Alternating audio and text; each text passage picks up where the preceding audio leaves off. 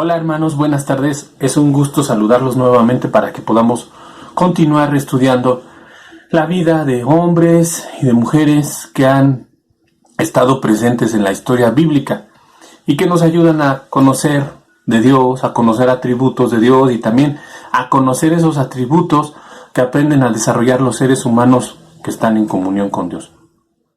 Hoy vamos a continuar con esta serie de hombres y mujeres usados con Dios y vamos a dar paso a la vida de otro personaje que fue otro rey en el pueblo de Dios.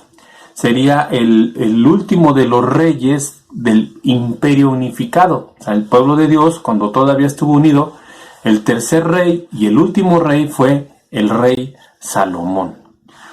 La palabra Salomón viene del hebreo que significa pacífico. Y este hombre, Salomón, fue el hijo del rey David. Fue un hijo que tuvo con una de sus mujeres que fue Betsabé. Él nació en Jerusalén y tal y como Dios se lo había dicho al rey David, este hijo gozaría de este reinado, gozaría de un tiempo de paz, un tiempo donde las guerras bajaron totalmente. A David le tocó conquistar, a David le tocó pelear, guerrear, toda la lucha. Por eso mismo veíamos, Dios no le permitió construir el templo de adoración a Dios, pero a su hijo Salomón, que iba a reinar en un tiempo de paz, a él sí. La historia nos muestra en el primer libro de Reyes que cuando el rey David ya estaba a punto de morir, cuando ya era muy anciano, él se debilitó. El rey David se debilitó y ya no podía tener un control de su reino. Empezó a menguar y a pasar postrado por su mismo estado de salud y su vejez. Y nos dice en la escritura que uno de sus hijos, Adonías, uno de los hijos que nació durante su estancia en Hebrón y que seguramente era el mayor después de Amós y de Absalón, intentó usurpar el trono. Se quiso quedar con el reinado a la fuerza. Sin embargo, el profeta Natán, ayudado con el sumo sacerdote Sadoc y el jefe de la guardia, pues detuvieron esta conspiración que tenían para derrocar al rey. O sea, además de Absalón, que se rebeló contra el rey David, vemos que también Adonías quiso usurpar el trono del rey David, incluso cuando él todavía estaba vivo. Entonces, sabemos, nos cuenta en el primer libro de Reyes, pues que cuando David supo de esto, su mujer se lo dijo, el profeta se lo dijo, pues él hizo llamar inmediatamente a Salomón y lo ungieron a Salomón como el rey de ese pueblo de Dios, ¿no? En primer libro de Reyes 2.1 nos habla cómo el rey David le da un mandato a Salomón, a su hijo, le da palabra de sabiduría.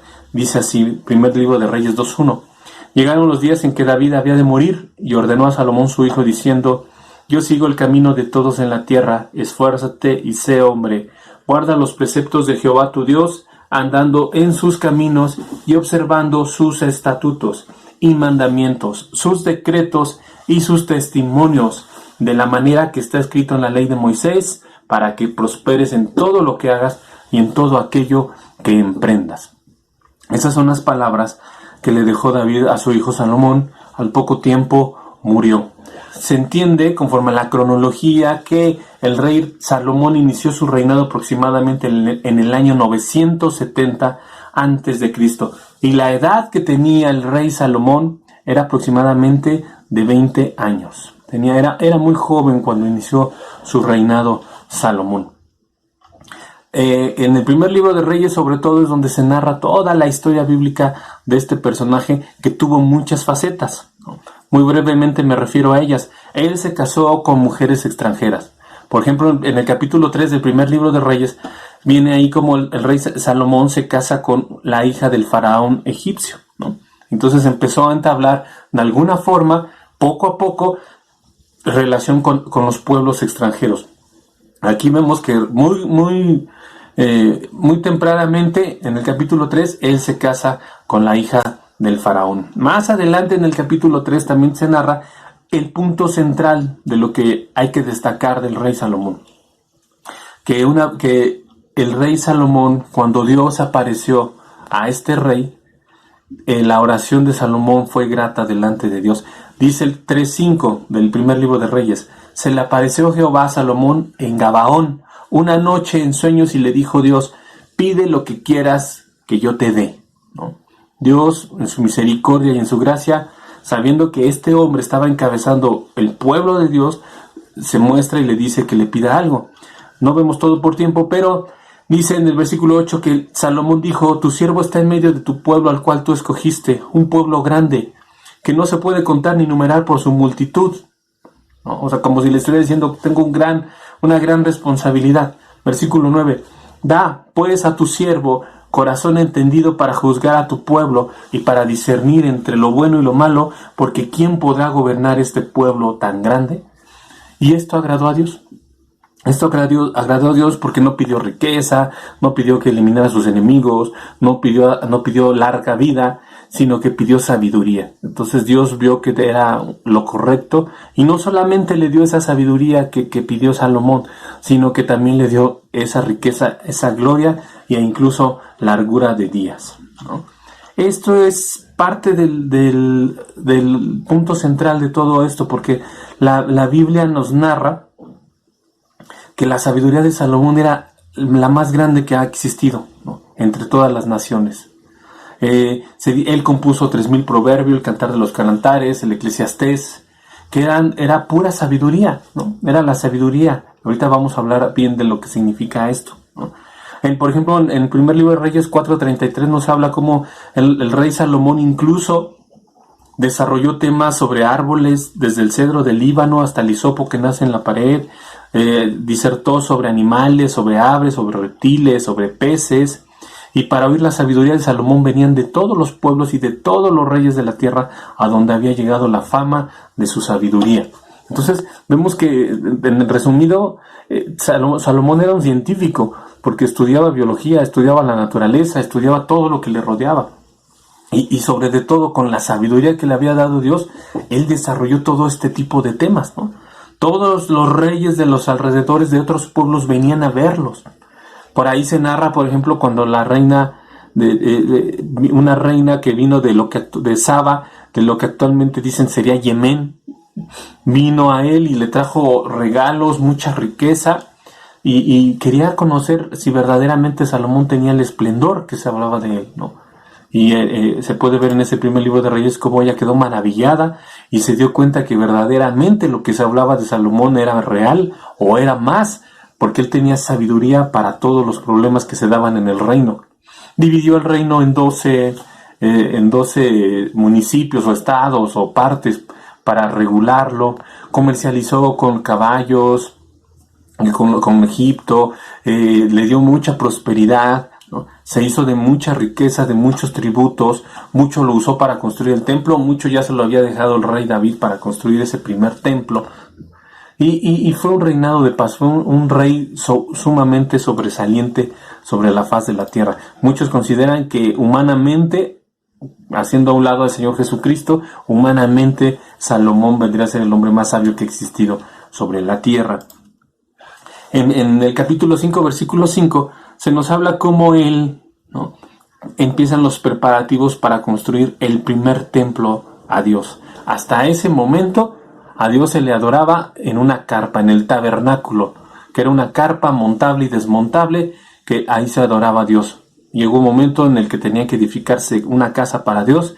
David ya lo había previsto, pero a Salomón le tocó construirla.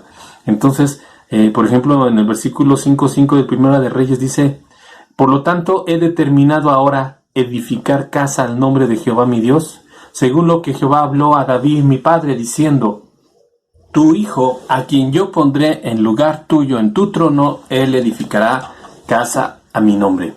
Entonces vemos que a Salomón le tocó planear, construir y consagrar, iniciar el uso de ese primer templo de Dios.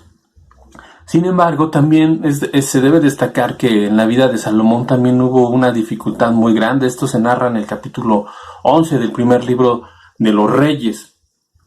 Nos dice en la escritura que dado que él se casó con mujeres extranjeras, con moabitas, amonitas, edomitas, de Sidón, teteas e egipcias, pues llegó un momento, dice en el versículo 4 de Primera de Reyes 11, primer libro de Reyes 11, que cuando Salomón era ya viejo, sus mujeres inclinaron su corazón tras dioses ajenos, y su corazón no era perfecto con Jehová su Dios, como el corazón de su padre David. Fue tan grande lo que se apartó Salomón de Dios, que incluso nos dice el versículo 7, que edificó Salomón un lugar alto a Quemos, ídolo abominable de Moab, en el monte que está enfrente de Jerusalén, y a Moloc, ídolo abominable de los hijos de Amón. Así hizo para todas sus mujeres extranjeras, las cuales quemaban incienso y ofrecían sacrificios a sus dioses. Es decir, que las mujeres, las esposas de Salomón, que eran de otros pueblos, que no conocían al único Dios vivo y verdadero, y que amaban sus tradiciones y sus costumbres, llegó un momento en el que, cuando él ya era viejo, cuando ya no había perdido esa fuerza, ese vigor, ellas lo llevaron a postrarse, a levantar, levantar lugares de adoración a esos dioses paganos. Llegó un momento en el que, tarde o temprano, dice la Escritura claramente que no nos unamos en un yugo desigual, porque tarde o temprano uno habrá de jalar al otro, ¿no?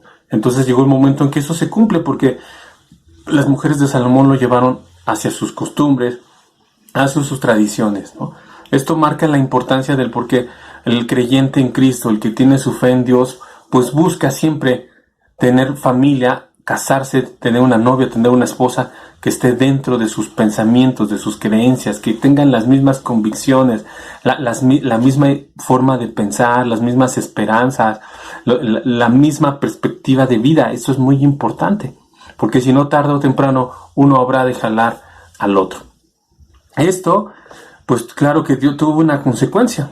En el capítulo 11:11 del primer libro de Reyes, dice que Dios le dijo a Salomón: por cuanto ha habido esto en ti, y no has guardado mi pacto y mis estatutos que yo te mandé, romperé de ti el reino y lo entregarás a tu siervo. Sin embargo, no lo haré en tus días por amor a David tu padre, lo romperé de la mano de tu hijo. Pero no romperé todo el reino, sino que te daré una tribu a tu hijo, por amor a David mi siervo, y por amor a Jerusalén, la cual yo he elegido. O sea, el rey Salomón comprometió todo el plan que ya Dios tenía. Sin embargo, Dios, por ser fiel a las promesas que le hizo a David y a los patriarcas, dejó eso. Pero lo que sí vino con el tiempo, lo vamos a ver, fue que el reino del pueblo de Dios se desgajó, se desprendió en dos partes. Al norte quedó Israel y al sur quedó Judá. Pero eso fue en la generación que venía. A él no le tocó. ¿Por qué? Por el amor y por la fe, por el amor y la confianza que David le había depositado a Dios, y el amor que Dios le tenía al rey David, papá de Salomón. Entonces, ya después, en el primer libro de Reyes 11:43, se nos narra que Salomón durmió con sus padres y fue sepultado en la ciudad de su padre David, y reinó en su lugar Roboam, su hijo. Continúa él con el reino. Entonces él fue el tercer y último monarca del Reino Unido. Último monarca del Reino Unido, porque el Roboam ya vino, se desgajó el reino. Ya no era el reino unificado, sino el reino dividido. A Salomón se le atribuyen los libros de Eclesiastés, el libro de los Proverbios, Cantar de los Cantares y algunos 2 o 3 salmos dentro de ese libro, ¿no? ¿Qué es lo que podemos destacar de la vida del rey Salomón? Lo más destacable de la vida del rey Salomón fue esa sabiduría, pero esa sabiduría que no era de él, sino que era una sabiduría que venía de parte de Dios. ¿Qué es la sabiduría? Un concepto genérico de lo que es la sabiduría es el conocimiento amplio y profundo que se adquiere mediante el estudio o la experiencia. Sin embargo, esto nos lleva a pensar que la sabiduría es el conocimiento que tú mismo ya experimentaste. Es decir, la sabiduría no es nada más el conocimiento intelectual en la mente, sino que es un conocimiento experimentado que ya viviste. Por eso se entiende, y la misma Biblia lo respalda, que los ancianos, las personas mayores, tienen sabiduría. ¿Por qué? Porque ellos ya han vivido muchos años. Ellos ya han vivido muchas experiencias buenas, experiencias malas, carencias, tiempos de refrigerio. Muchas situaciones han vivido los adultos, sobre todo los mayores, los abuelos, las abuelas. Por eso es que ellos tienen mucha sabiduría de la vida. Aquí nosotros no estamos hablando un tanto de la sabiduría de la vida, sino de la sabiduría que Dios nos da. Salomón tenía 20 años y obtuvo sabiduría. No era un hombre anciano, era muy joven de 20 años y ya tenía sabiduría. ¿De dónde venía esa sabiduría? La sabiduría viene de Dios. El mismo Salomón en los Proverbios dijo en Proverbios 2:6, porque Jehová da la sabiduría y de su boca viene el conocimiento y la inteligencia. Y el Salmo 111:10 dice, el principio de la sabiduría es el temor de Dios. Buen entendimiento tienen todos los que practican sus mandamientos. La sabiduría, hermanos, no es ese conocimiento intelectual, ¿no? Puede haber una persona que tiene grandes estudios, de licenciaturas, de maestrías, de doctorados, de ciencias, de artes, de habilidades, de humanidades, y sin embargo, en su vida común no tener nada de sabiduría, ¿no?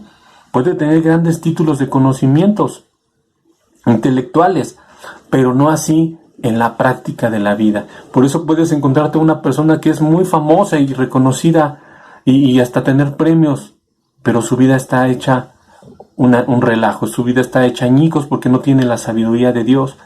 Entonces, por eso es que la sabiduría, hermanos, es esa práctica que tenemos que experimentar tú y yo día a día en nuestra vida cristiana. Dice el libro de Job 28:12, ¿dónde se hallará la sabiduría?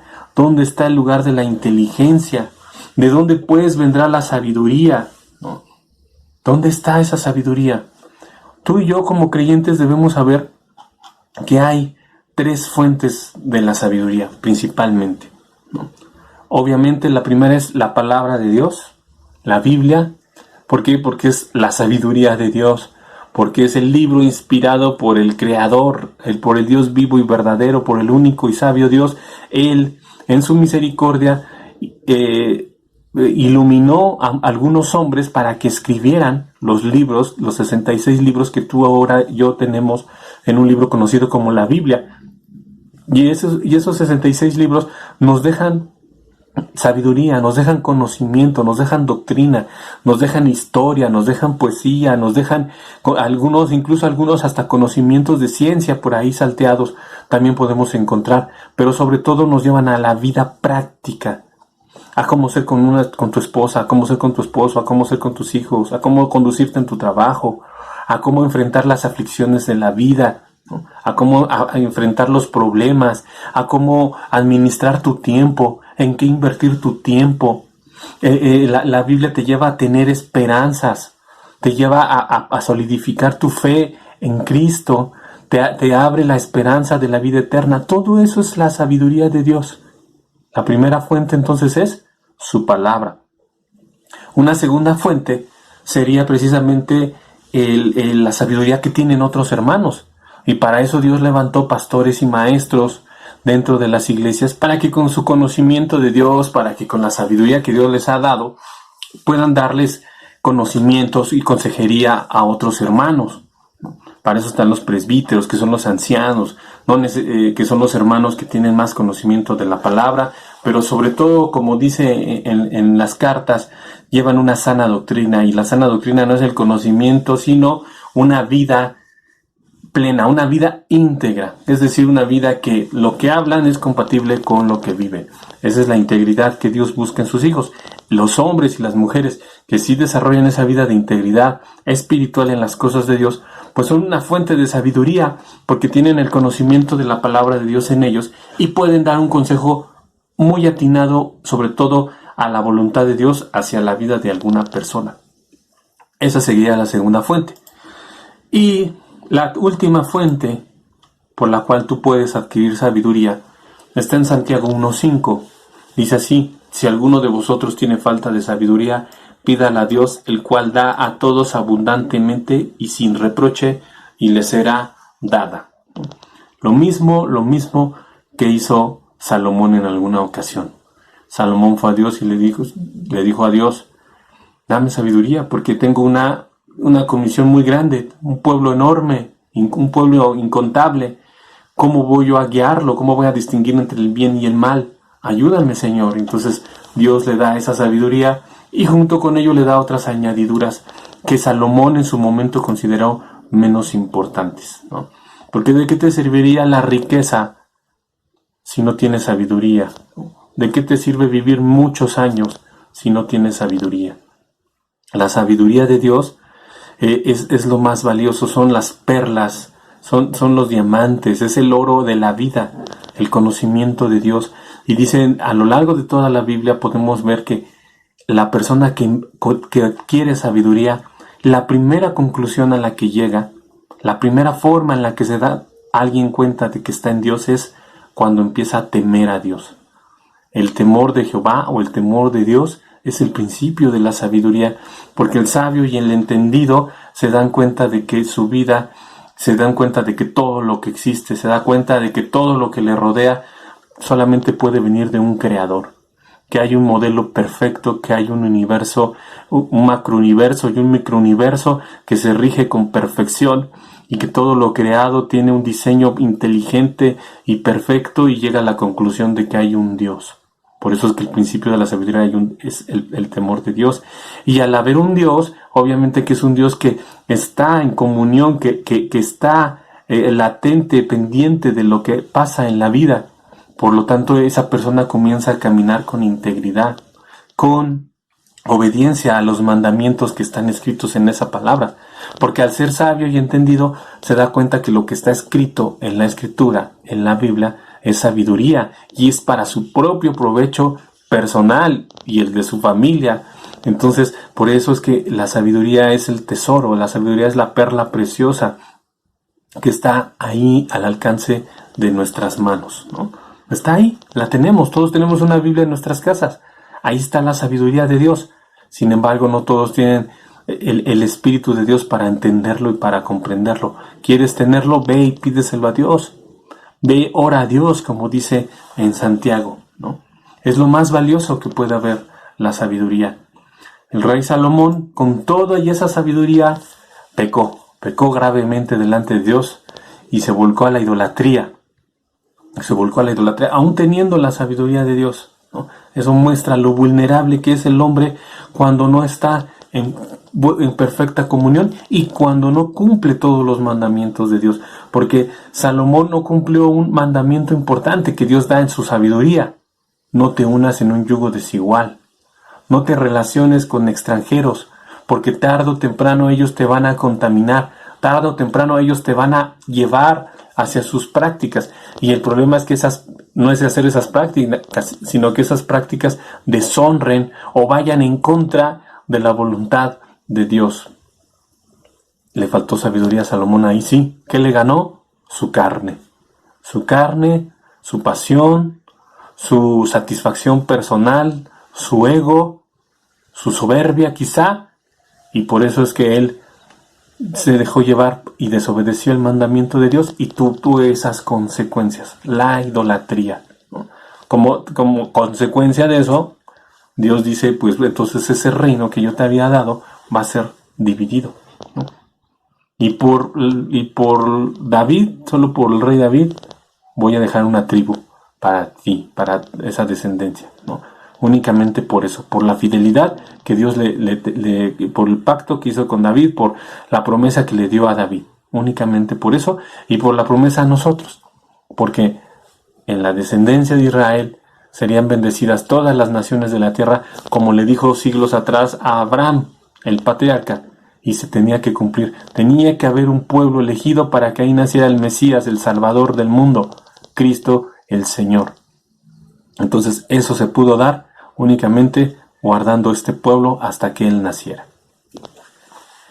Bueno, hermanos, pues aquí nos quedamos. Salomón, entonces, sinónimo de sabiduría de Dios, pero también siempre está ahí la precaución, el cuidado a no obedecer a Dios.